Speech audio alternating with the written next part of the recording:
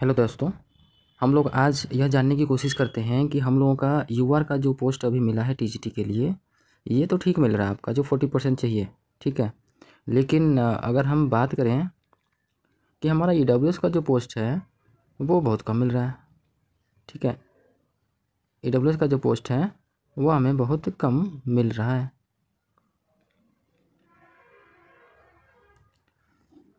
यहाँ देखिए, आपका ईडब्ल्यूएस का जो पोस्ट 9th के लिए जो मिलना था ये आपका 1641 मिलना था, ठीक है। वो 16,970 इसके लिए तो ठीक है ना, कोई दिक्कत नहीं है। लेकिन यहाँ जो आपके टीजीटी का जो 19,597 जो सीट बढ़कर आ रही है उसमें ईडब्ल्यूएस को 1,069 ही क्यों मिल रहे हैं? ये लगभग 5.5% के आसपास ही जा रहे हैं, ठीक है। ये 5.45% नियर अबाउट जा रहा है, जो कि हमें इससे कोई दिक्कत ही नहीं आनी चाहिए थी। इसमें तो कोई कमी होना ही नहीं चाहिए था। ये तो 10% ओवरऑल पे था, वो तो मिलना ही चाहिए था। और जबकि आपके पास 19,597 अप्रॉक्स ये 19,600 सीटें जा रही हैं, तो 19,600 का 10% आपका 1960 होना चाहिए। चलिए कोई नहीं, 1960 नहीं, लेकिन ये मेरा 1641, ये 1641 ये पोस्ट तो रहना चाहिए ना। ये बहुत बड़ा धोखा हो रहा है ईडब्ल्यूएस वालों के साथ। उसके साथ साथ बाकी सारे में जो भी चीज़ें दिख रही हैं, ठीक है, उन सभी के परसेंटेज के अकॉर्डिंग सीटें ज़्यादा दी गई थी, तो वो कम किया गया क्योंकि 65% करना था। तो 65% से अब इसको कम करके 50% किया गया। तो जो जो चीज़ें जो जिनकी बढ़ी थी वो तो उसमें कम हुई हैं। लेकिन सबसे अच्छी बात है, यहाँ देखिए एससी के लिए यहाँ पे 3297 सीट है ना एससी का। यहाँ देखिए एससी का क्या सीट जा रहा है, 4054, घटने की बजाय बढ़ रहा है। एसटी का भी ठीक है 233, कोई दिक्कत नहीं है, उसका कम हुआ है।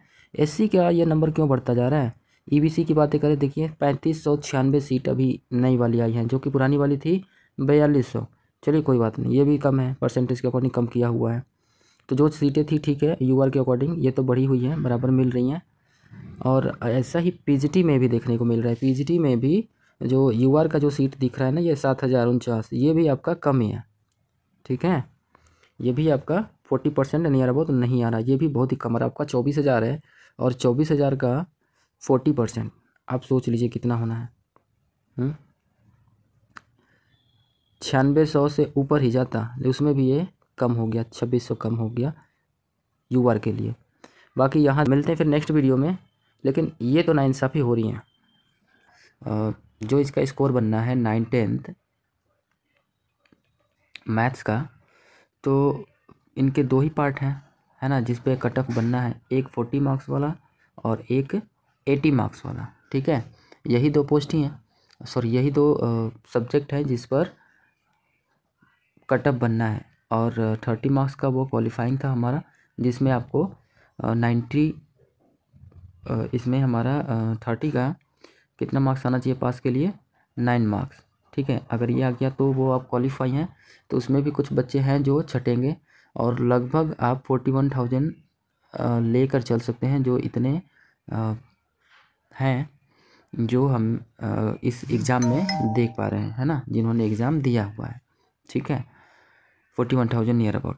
अब इसमें से भी 13,000 समथिंग जो हैं वो प्लस 6,500 ये हमारा यूआर में है, ठीक है। ये मेल के लिए है और ये फीमेल का है, ठीक है। मतलब 20,000 के आसपास आप मान कर चलें कि वो यूआर में रहेंगे। बाकी जो 20,000 के आसपास बचेंगे वही कैटेगरी में आ रहे हैं, है ना, जो कैटेगरी में फ़ाइट करेंगे, ठीक है। अब आपने यूआर के लिए तो देख लिया कि कितने सीट हैं। यूआर के लिए जो सीट है मैथ्स का वो 526 है, जिसमें महिला के लिए भी अलग से होगा, है ना। और ईडब्ल्यूएस का आपका 200 है, बीसी के लिए आपका 504 है, और ये ईबीसी है, और ये आपका पिछड़ा वर्ग बीसी है जो आपका 363 है, ठीक है। चलिए देखते हैं कि उसमें जो मोस्टली स्कोर किए हैं बच्चे वो क्या है। तो मैं दो कटअप लेके चल रहा हूँ, एक मिनिमम और एक मैक्सिमम, ठीक है, जो बच्चों ने मार्क्स वैसे पाए हुए हैं। तो मोस्टली 25 में जनरली सारे बच्चे जो हैं वो 25 तक स्कोर कर चुके हैं, 24 25, ठीक है। और जो हाईली किया हुआ है वो 31 किया हुआ है, ठीक है, सबसे ज़्यादा। इसके बाद अगर बात करें 80 मार्क्स जो हमारा मेन सब्जेक्ट है वो, ये तो हमारा जीएस था, तो जीएस में मोस्टली सभी ने 25 किया हुआ है, और जो अच्छे बच्चे हैं वो 31 लाए हैं, है ना, जो हार्डली जो कुछ बच्चे गिने चुने ला सकते थे। इसके बाद हम मेन सब्जेक्ट की बात करें मैथ्स की, तो 5 क्वेश्चन तो सभी का रॉन्ग ही हुआ है, और ये जनरली है, सभी का रॉन्ग हो ही जाते हैं, कुछ न कुछ जल्दीबाजियाँ भी रहती हैं, और कुछ टाइम मतलब एग्ज़ाम है ना, तो एग्ज़ाम में कुछ वैसे माइंडसेट होता ही है कि कुछ न कुछ गलतियाँ होती हैं। तो मोस्टली अगर बात करें ना, तो 74 यहाँ तक बच्चे हाईएस्ट कर पाए हैं, और जनरली 70 तो सभी ने किया हुआ है। इसके बाद भी 5 मार्क्स ये सारे इंक्लूडेड हैं जो बीपीएससी ने डिलीट किया हुआ है, ठीक है। तो ये 70 या आप 71 भी लेकर चल सकते हैं कि 71 तक मोस्टली सारे बच्चों ने मैथ्स में अच्छा स्कोर कर लिया है, ठीक है। अब आप बात करें मिनिमम से मैक्सिमम की, तो मिनिमम को अगर हम ऐड करते हैं तो ये हमारा 96 आता है, और मैक्स की बात करें तो मैक्स हमारा आता है 105, ठीक है। मोस्टली बच्चे इन्हीं के बीच में हैं, ठीक है ना। कुछ बच्चे हैं जो उतना नहीं पहुंच पाए हैं तो वो नीचे ही हैं, अदरवाइज़ ज़्यादातर बच्चे जो हैं वो इसी रेंज के भीतर हैं, ठीक है। अब यहाँ तक मैं बात करूँ तो यहाँ तक ऐसा नहीं है कि 2000 4000 5000 सारे बच्चे यहीं पहुँच पाए हैं।